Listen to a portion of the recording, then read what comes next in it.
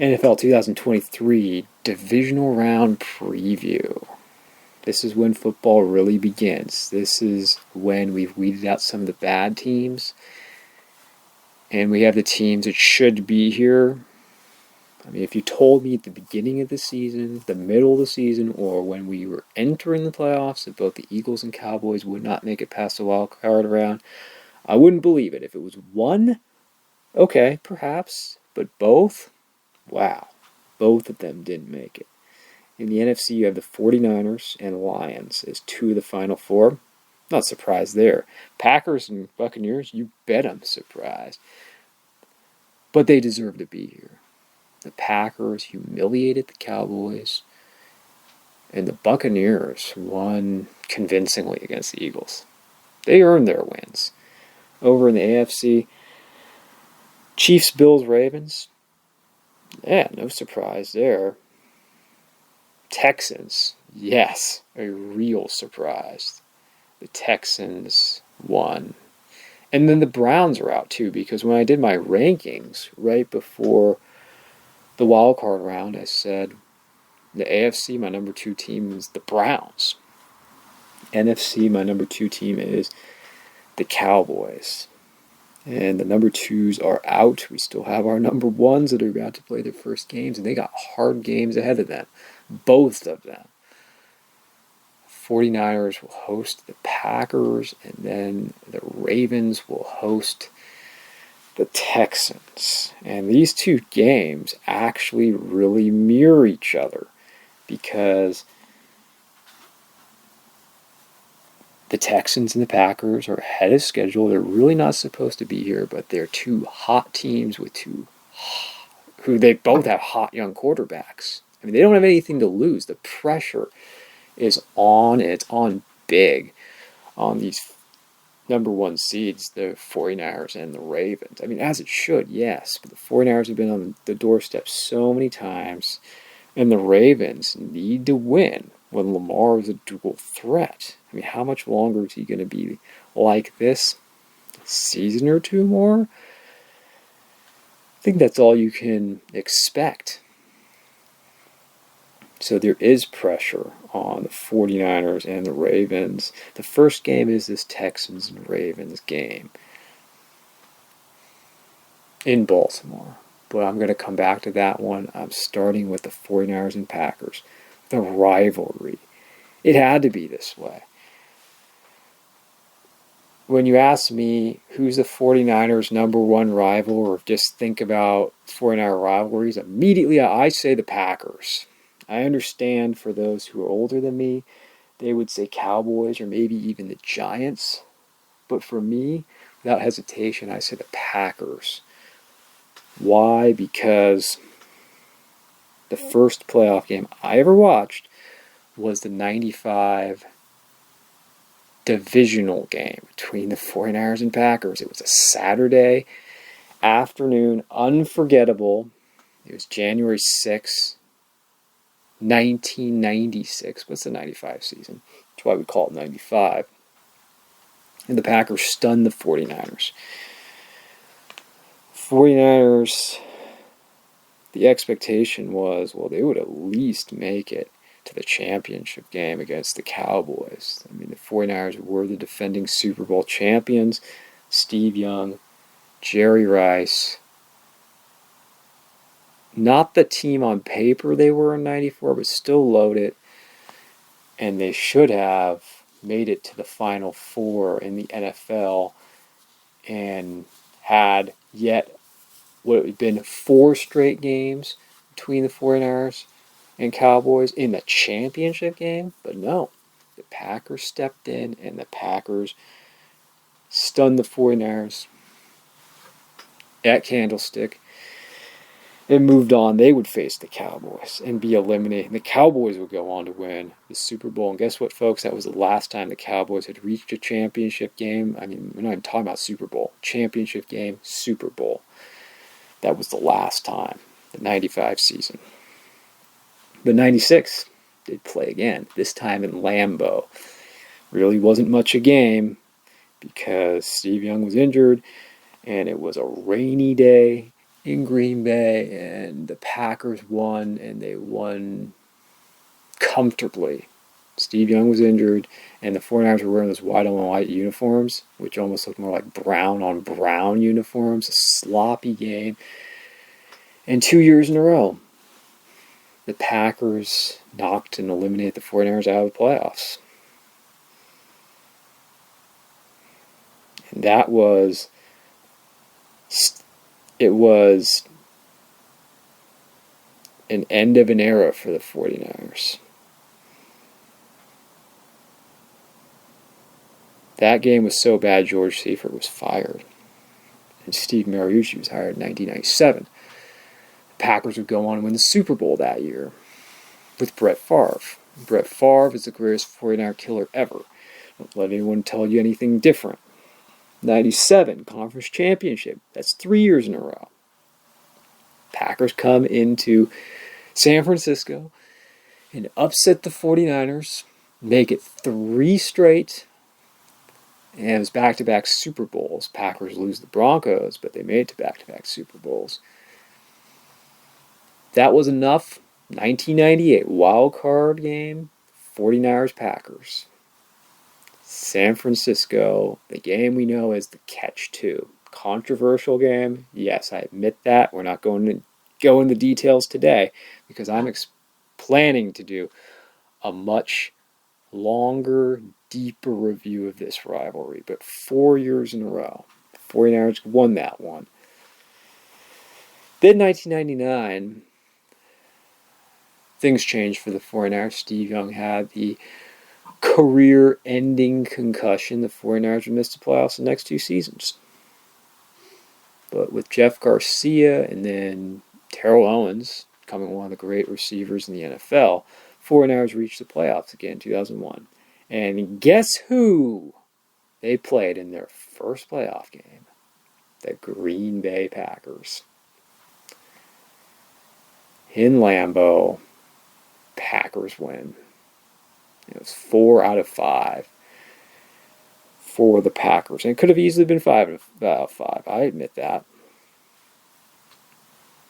49ers, Packers. Then, fast forward to the Jim Harbaugh years. 2012. Divisional round. The Kaepernick game. Where the 49ers win and win big against Aaron Rodgers at Candlestick. Get the best of the Packers. Then the following year, 2013 in Lambeau. I never thought the 49ers would win a game in Lambeau, and they won a playoff game in 2013 with Kaepernick and defeated the Packers and eliminated them 2 straight years. Wow, that was sweet. Not to mention, we're talking about playoffs here. They defeated the Packers in the opener in 2012 in Lambeau. One of Alex Smith's greatest moments. And then the thrilling game to start the back and forth between Rodgers and Kaepernick, where the 49ers came out in top 2. So they started and ended their seasons in 12 and 13 with losses. Never thought that would happen as a 49ers fan. 49ers won 2 straight. And then fast forward again to 2019. 49ers first year in the playoffs with Shanahan. Who they play in the championship game? The Packers. The 49ers ran all over them. That was the Raheem Mostert game. 2021, 49ers go into Green Bay. And it was this was a game that turned out to be kind of a snowy game. And the moment that happened, it turned the game into a 49ers game. The worse the conditions got, the colder it got, advantage 49ers being the more physical team, stun the Packers, defeat them once again, 2021 divisional round. That was 9 times. And now, 2023 divisional round playoffs. It couldn't be any other way. These two teams just have to play each other. It's the 49ers and Packers, and it's a record 10th time that they face off in the playoffs. No other set of teams, no two teams have ever faced each other 10 times in the NFL playoffs. And gives some perspective, they did not start playing each other until, again, 1995. You go back to the other teams who were tied for the record, Packers and Cowboys, last week. Well, they started playing each other in the 60s. The first two conference championships leading to the Super Bowl. And then 49ers Cowboys. The early 70s, 3 consecutive seasons. And this didn't start till 95, and they already have the record. 10th time now playing each other in the playoffs. I mean, that's amazing. I mean, it covers my whole history as a fan of the 49ers, every era. Seifert, Mariucci, Harbaugh, and now Shanahan.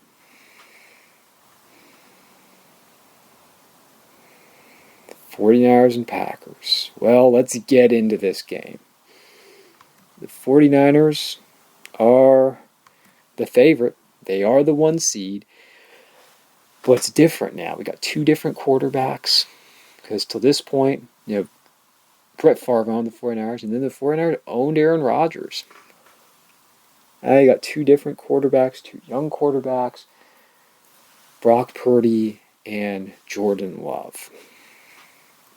2 different quarterbacks. And then you got, the matchup with head coaches. Shanahan versus LaFleur. Now, what are some of the keys in this game? It's in San Francisco, and it seems like weather will be a factor. As I've said before, we've had some rain games between the 49ers and Packers. We've had some bad weather games. And we may be in for one. I just hope for the quality of play it doesn't get too messy out there. I wouldn't think so in Santa Clara. I'd like to see a clean game. But clearly the pressure's on the 49ers. The Cowboys melted under the pressure. Not that that was the only problem they had last week, but they melted under the pressure last week. And the Packers played loose, and they took advantage of the Cowboys on both sides of the ball. 49ers are coming off a bye. They're obviously a better team than the Dallas Cowboys. But what are the keys for the 49ers? Score first. Packers scored first and really never looked back in Dallas. Score first. And when I say score first, I'm not talking about 3, I'm talking about 7. Punch it in and let the Packers know it's going to be different today. Make it a physical game. That's the next point. Make it a physical game, both sides of the ball. And as much as we want to talk about the quarterbacks and passing, I believe the team who runs the ball best will win. And you've got a healthy Christian McCaffrey. You got Christian McCaffrey, you got Elijah Mitchell, you got Jordan Mason. Probably won't see action. But you have those running backs. And can the Packers actually stop the 49ers run game? The Packers have the 28th ranked run defense in the NFL this season. So make it a physical game on both sides of the ball. And on defense, you got to hit Jordan Love. You got to get pressure at the front 4. And Nick Bosa, you need to start looking like the Nick Bosa of last year. Was he still good this year? Yeah. Was he still a Pro Bowler? Yes. But for his standards, disappointing season. And I would argue his worst season. I'm not even looking at the stats or the pressures or the quarterback hits. I'm just using my eyes. It was a letdown, disappointing season for Bosa, and this front 4 needs to win. They have Bosa and Chase Young on the outside. They got Hargrave, Eric Armstead's back. The Packers have a good young line. But can they make Jordan Love uncomfortable? Can they hit him, because the Cowboys weren't able to do that? I mean, Micah Parsons, you remember him from that wild card game? Because I don't. I don't remember him having any kind of impact. It starts with Nick Bosa. If he's getting double and tripled and chipped, well, the other guy's got to step up. And then the other guy I'm looking for on that defense is Dre Greenlaw. Greenlaw's got to send a message, and he has got to be the man in the middle. As important as Fred Warner is, the tone setter on defense is Dre Greenlaw. He's the one that smacks guys around. He's the one that just lays the wood on the quarterback or the running back. Greenlaw versus Aaron Jones. Hit him and hit him often and make him sore. Make it a black and blue football game. I will say if it's a rain game, I do feel that also favors the 49ers. Though those argue that, Purdy's not good in the rain. We just don't have enough of a sample size to say that. But if it becomes more of a ground game and short passing, yeah, I definitely say advantage 49ers. So winning in the trenches, where the 49ers should win. I mean, I just don't see the Packers stopping the 49ers. The 49ers should be able to go in there and say, well, we're not going to have a Raheem Mostert championship type of performance, but we should run the ball effectively, run behind Trent Williams and Aaron Banks, and do it until they stop you.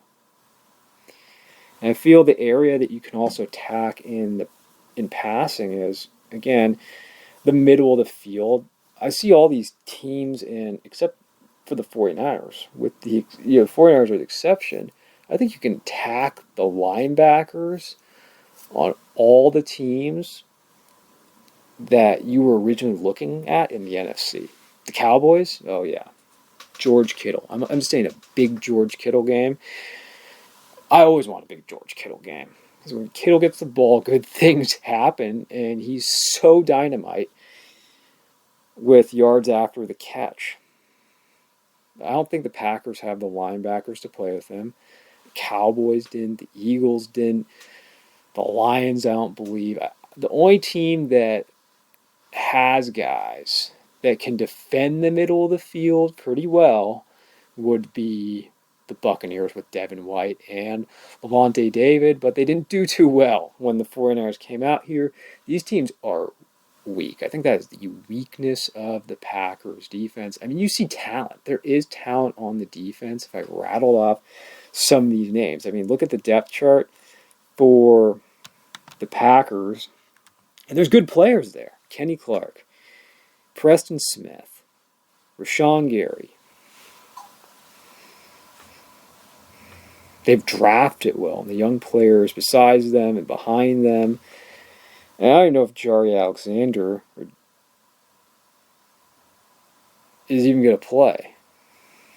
Maybe, maybe not.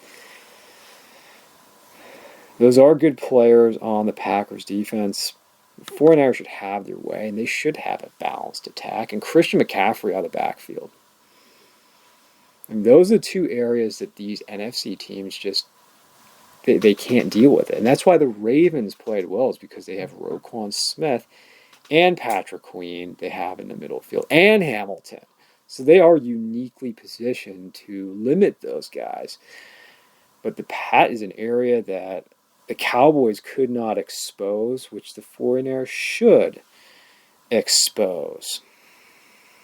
But let's look at it from a Packer perspective. It's not all about the 49ers here. Well, the Packers are going to look to force a turnover easily. The 49ers don't really fumble, but get your hands up and see if you can get a pick.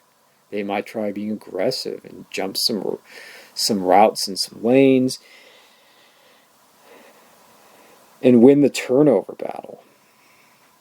That is really big for the Packers, and if they can get the 49ers in a 3rd and long, and I don't know if they're just going to try and sell out the run. It's interesting because they play with 5-man fronts on defense. But they have to tackle well. The Packers, it is critical that they tackle well. Then we turn over the other side of the ball with the Packers defense and the 49ers, or the Packers offense and the 49ers defense is, Jordan Love, get rid of the ball quick, and I don't expect them to run the ball like they did last week, but they need to be at least effective and be able to move some chains with Aaron Jones in the running game, because it's not going to be as easy. Let's just face it, it's just not going to be as easy for Jordan Love.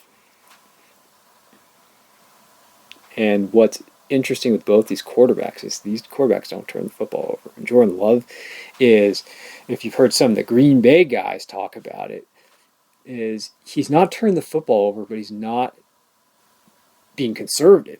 He's getting the ball down the field, and he's doing it with great accuracy. He's making great reads and decision making. He buys time in the pocket, and he's got elite arm strength. I mean, he can throw off his back foot, not without even really stepping into throws. He can sidearm. The Packers were able to get a lot of wide open and scheme a lot of wide open receivers and tight ends against a pretty good Cowboys defense. I think a little overrated, yes, but I was surprised how it happened. And while there's no star on the Packers, wide receiver group, these are good guys who are improving, and it's going to be frightening another season or so with Watson, Dobbs, and Reed. And Musgrave's got talent. Packers have just developed players so well, and that's why they're here. That's why they've come on so strong, is because of how these players have developed. They've been well coached, well prepared. The players have bought in. They didn't give up after a rough start.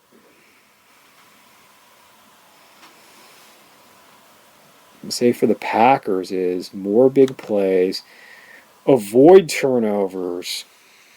You need to pick up some first downs, so it's not all on Jordan Love. And they're going to take shots. They're going to take some shots against the secondary, because if there is an area that has some questions, it is the 49ers secondary.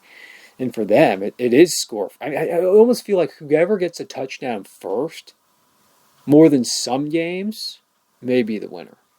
I mean, who's going to set the tone early? For the 49ers, you have got to set the tone, saying, not today. We are going to kick your butts. We're going to hit you. We're going to hit you hard. We're going to tackle. We're going to make you earn everything. And we're going to hit your quarterback. We're going to out physical you. The Packers, it's just who's going to beat the other to the punch. Think if the 49ers play their best game, they win. If both teams, that's what we've heard so much this week. If both teams play their best game, the 49ers win. If the 49ers lose, it's going to be more on them. And you can't overreact, because it was a great win for the Packers last week. Yes, but to do it 2 weeks in a row is asking for a lot. And after all this, even though they were playing very well down near the end of the season, this was still a 9-8 team in the regular season. They still had some bad games down the stretch. Not that long ago. And the 49ers are going to run on them. They're going to make the Packers secondary tackle. They're going to go after the middle of the field and those linebackers with Campbell. Yeah, I think Campbell's a weak link at linebacker. And I think Brock Purdy's mobility, even more than Dak Prescott, could cause problems for the Packers. And just the fact that, when you look at the Cowboys, it's like, okay, who do you have to stop? CeeDee Lamb? Okay, CeeDee Lamb's not a burner or anything. He's a very good receiver, very polished, does a lot of things well. Then you had Crooks, and then Ferguson. Okay, it's a lot different when it's Ayuk, Debo, Kittle, McCaffrey, Those are the best weapons in the NFL. If the 49ers play their game, they win. And it's more about them. And Baldinger said it. Brad Baldinger said it. If the 49ers lose, it's on them. If they do what they're supposed to, they win this one. I think the Packers are going to play tough, but it's not going to be good enough. I don't see this being a one-sided game at all. I'm going to pick the 49ers by 10. I'm going to say, well, I'll go with 11. 35-24. And the Packers are going to really fight them. They're going to play hard. They are a very good up-and-coming young team. But the 49ers have to get it done. And I think they're going to provide enough mismatches, and they have enough guys, and the secondary will be good enough. I mean, the concerns for the 49ers are, well, the run defense. The run defense is a little concerning. The secondary, to an extent, a little concerned. And then Moody. It's concern about him. Again, I'm not going to overreact too much after that last regular season game. But the Packers don't exactly have a great field goal kicker themselves.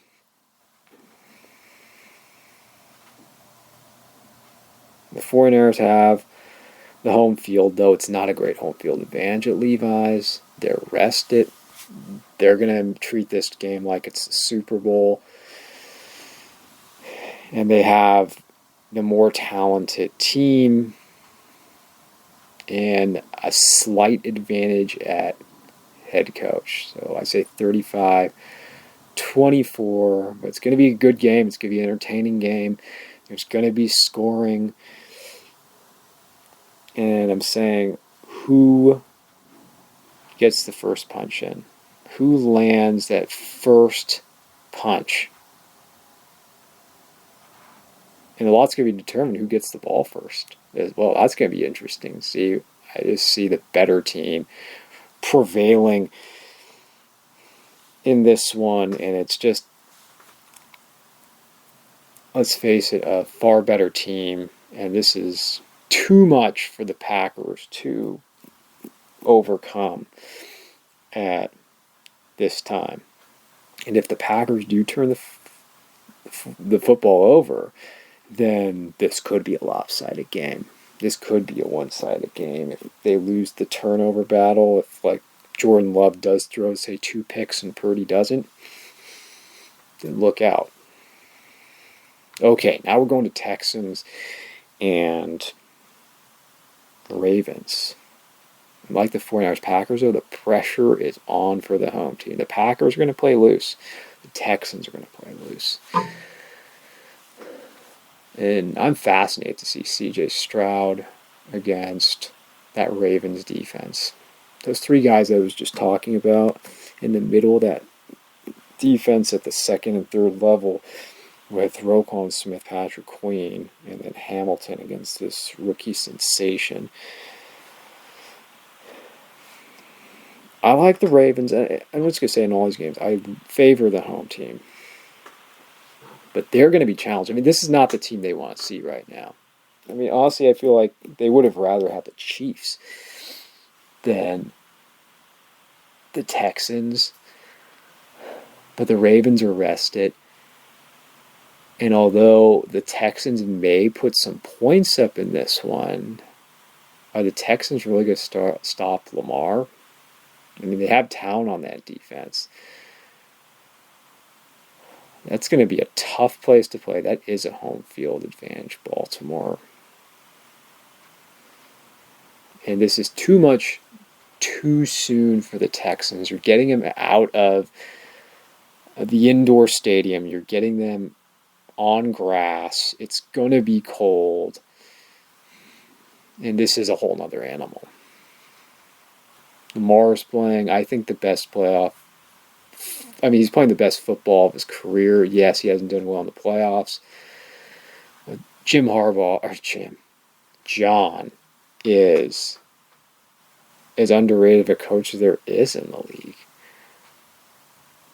He just keeps getting it done and keeps getting it done and keeps getting it done. Expect the Ravens to humble the Texans. I like them by 2 touchdowns. I'm going to say my number again is 35. I'd say like 35-17, maybe 35-20, but let's just say 35-17 Ravens. Some people are picking the Texans. I think it's too much for them at this point.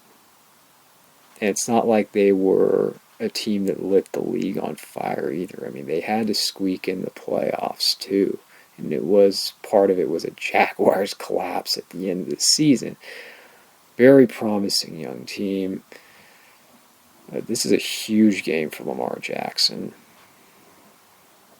And I think, his running is going to be a challenge, like it is for everybody.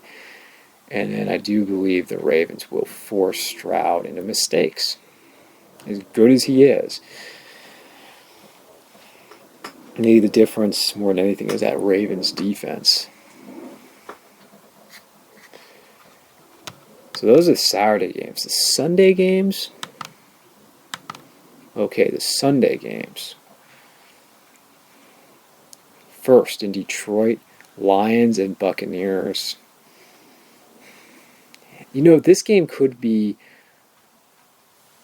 potentially a blowout if Jared Goff's very good. If he plays like he did last week, then the Lions, I feel, are going to win big. But if this is the bad Jared Goff where he starts throwing interceptions, then you're in for a close game. But regardless, I like the Lions either way. And the Buccaneers had a kind of, sort of, a nice season.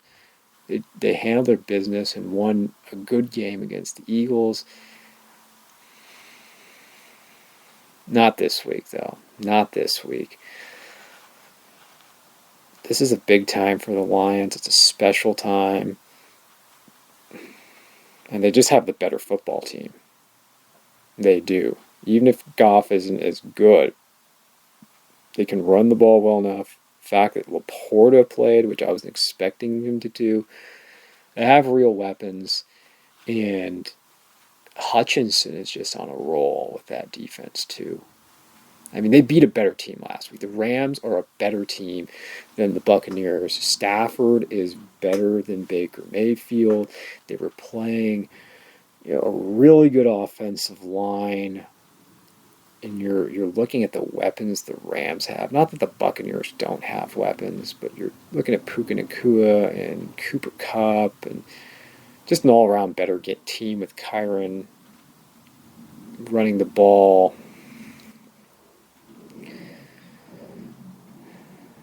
I just don't see Baker Mayfield doing it. I see, it could be kind of an ugly game for both quarterbacks if Goff's not on. I see some picks in this one. The Lions, I'm going with to advance to the conference championship game. And when was the last time? Answer this. When was the last time the Lions were on for a midday game in the playoffs like this? See, I couldn't remember myself. So I am enjoying it as something very different. And then Chiefs, Bills again. This time, though, in Buffalo, and Patrick Mahomes is finally playing a road playoff game. 18, 19, 20, 21, 22, 23. It took 6 years. This is the 6th consecutive season in the playoffs, and the Chiefs are finally playing a road game, and Mahomes is going on the road. My opinion hasn't changed at all about the Chiefs after the Dolphins game. The Dolphins just couldn't do anything. They couldn't do anything on either side of the ball. The Chiefs' best unit is actually their defense, and that's what may keep them in this one. And that's what may keep it close and gives them a chance to win. But the Bills have been waiting for this for a long time. Finally getting the Chiefs on their field. And they're a very hot team. I mean, they already went in and beat the Chiefs once this season in Kansas City. I like them to win at home by a touchdown. I mean, Mahomes isn't having his best season. The Chiefs receivers surely are not helping him out. But still Patrick Mahomes, and this is a good defensive team. You got Andy Reid coaching. They will manage to make this a very difficult game. But the Bills have the talent. Even with the injuries, the Bills have the talent to take the Chiefs down.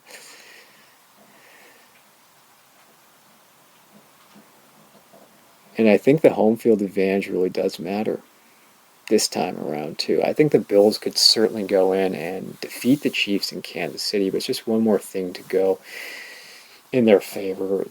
I know I'm saying more about the Chiefs than the Bills, but the Chiefs are the ones who really have the problems. They don't have the receivers. And Kelsey has not been as effective this year, and the mistakes are going to hurt him.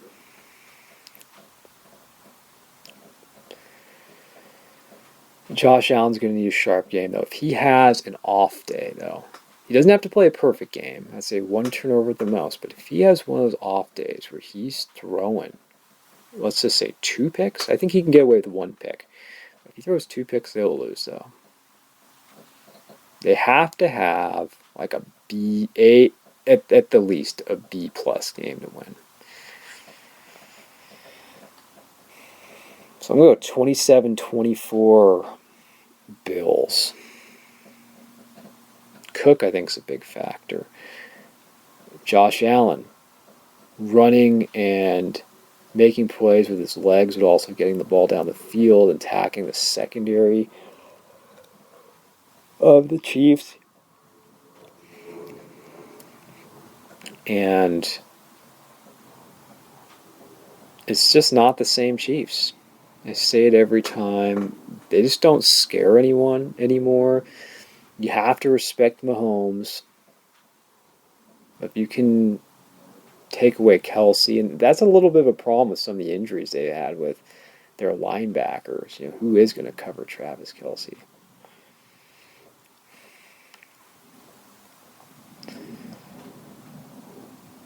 If the Bills bring it, they win. Can't have more of these sloppy games. And, for them, they faced a very bad Steelers team and they beat them. You got to play better this week. And the interesting thing, though, even